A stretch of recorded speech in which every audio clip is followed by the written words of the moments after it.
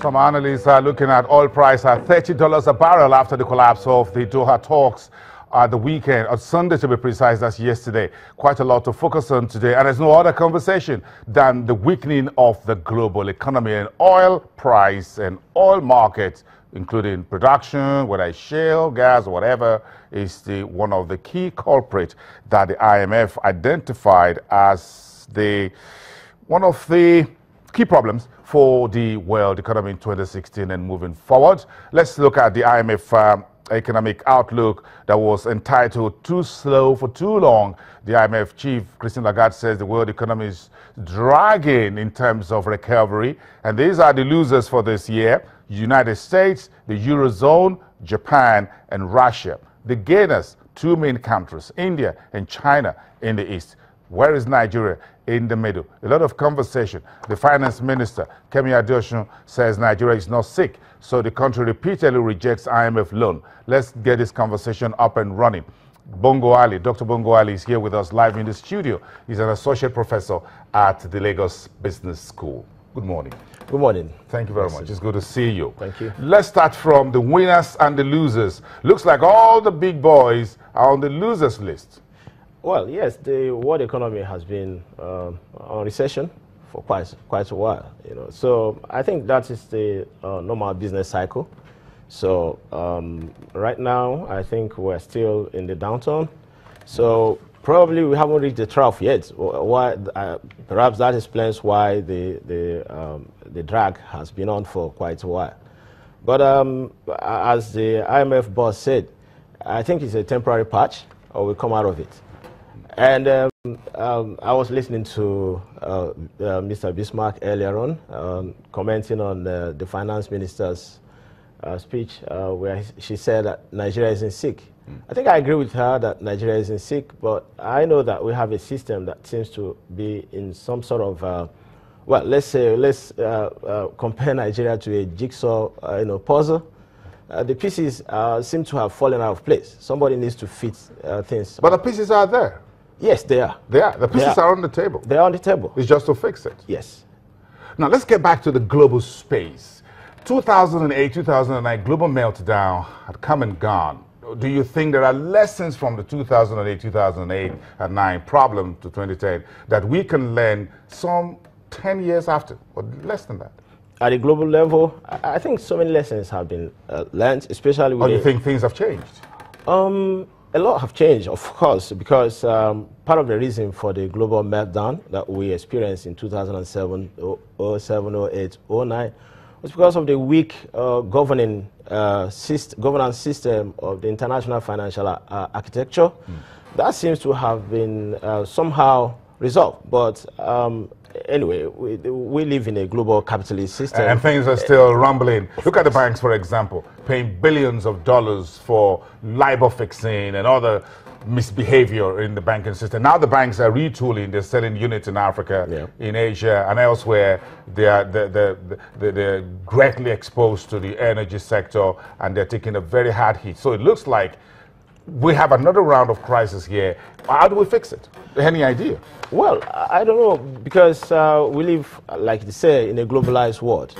One of the things that's happened in the past, last 50 years is the integration of the world financial system. So that seems to portend a lot of dangers for many countries, because once there is any problem in one part of the world, in one system, there's going to be the contagion effect, and it will rope other countries in. I think that is part of the biggest part of the challenge that we have. So the solution would be for countries to think of how to insulate themselves against the global contagion, but that is not a very easy thing. Let's return to this conversation about Nigeria is not sick. Do you think this is that's a statement that many Nigerians out there will agree with? Well, I think at this moment it seems to be counterintuitive. That's putting it in a professorial manner. Well, yes, because if you talk to the man on the street, he's going to tell you that prices of things are rising, life is getting difficult, more difficult, energy crisis, and so on and so forth. But let's ignore that for a moment and look at the basics. This government, I think, is on the right track.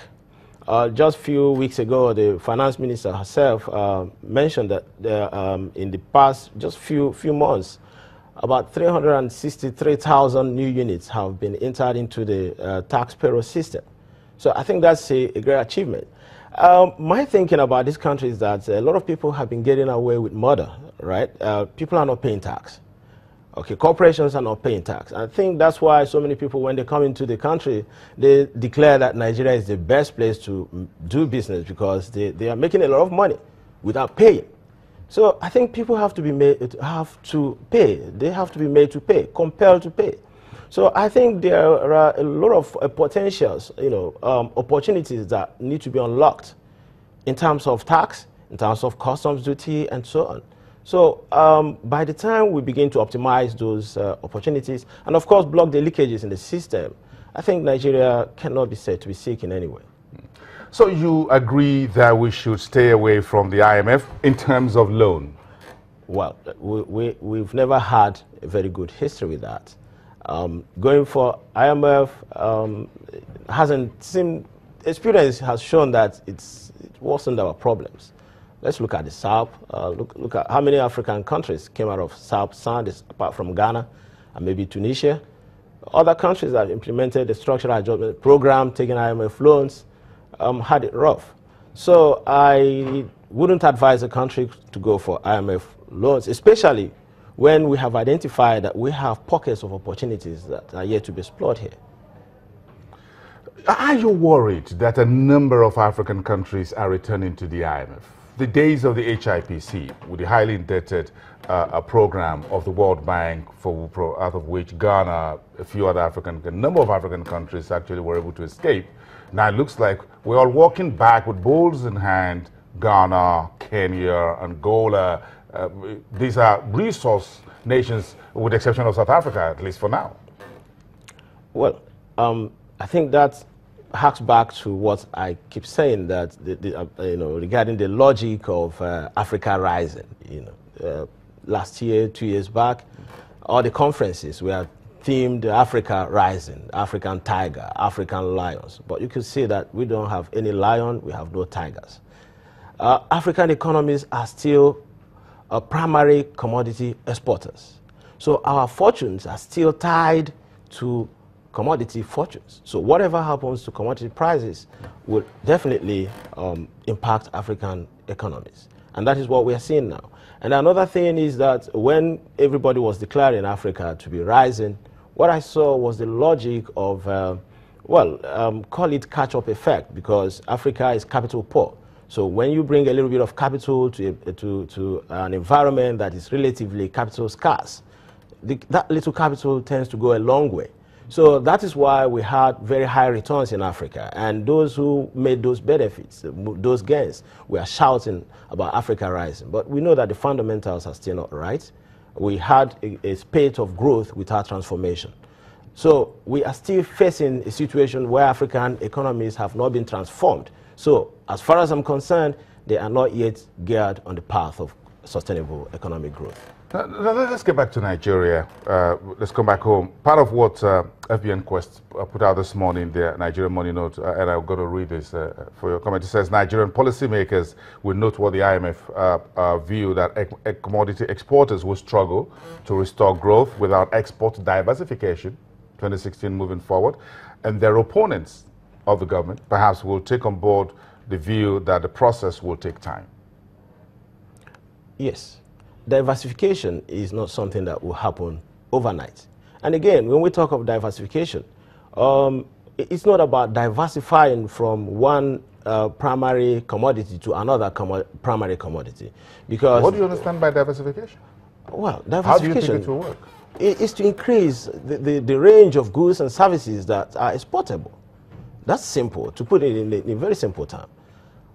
To increase the quantum of goods and services that we are able to export, value adding. That is, for me, diversification. If you're not able to add value and we're not able to export, then there is no diversification. The word on the street from the mouth of government officials had been, we've slept on one side of the bed where you had crude oil. Now we should turn the other side and sleep on the side of agriculture. Does that mean diversification to you? It doesn't. if we don't add value, what do we export? What is the range? What is our export profile? That is what we should be looking at before we conclude that we've diversified the economy. What is the value added to the primary agricultural produce? When we export cassava, that is not diversification. If we export cocoa, it is not diversification.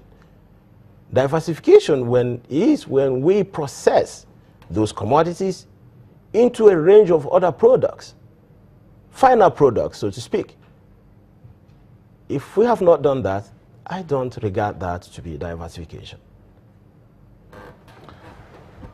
Will that take time? It takes a long time. It takes a long time. And it is not a matter for the government. Yes, government policy has to drive it. But this is a matter of institutions. It is a matter for research and development. So we need to have what I call the trinity of the government, industry, academic complex. They have to come together to work out a solution to this. And this is what happens in other countries in the world, where research takes place in the universities. They come up with new products, new innovative products. And then companies, industries commercialize the fruit of the research. And then government uses policies to enhance the export and the marketability of those products. So such combination is what will offer us what we are looking for. We haven't gotten that matrix right, which is the government, academia, and the organized private sector, as it were. Yes. So the natural question, the final one is, what are you folks doing at the Lagos Business School? Well, we like you said, it's not going to be easy, and we have a government that does very little research. They have little respect for research, and because of that, they don't engage. A lot of work is going on at the business school. We're producing MBAs, not in the old order, in the sense of producing employees for companies. Our MBAs come out with entrepreneurial skills. So that is the new way and the new direction of the Lagos Business School MBA, to produce people who hit the ground running, not waiting for jobs. But we need support from the government and from the industries to finance research, to fund research. Very interesting. Dr. Bongo-Ali. Thank you. Thank you very much. Bongo-Ali, thank you very much for being here today on the program. Thank you. Associate Professor at the Lagos Business School. Let's go back after the break. Robert Tomo today from AfroInvest is talking to us about the UN conversation. We reviewed the market last week, and if there's anything we can learn about whether your assets will be affected by the new currency that is being discussed with the Chinese.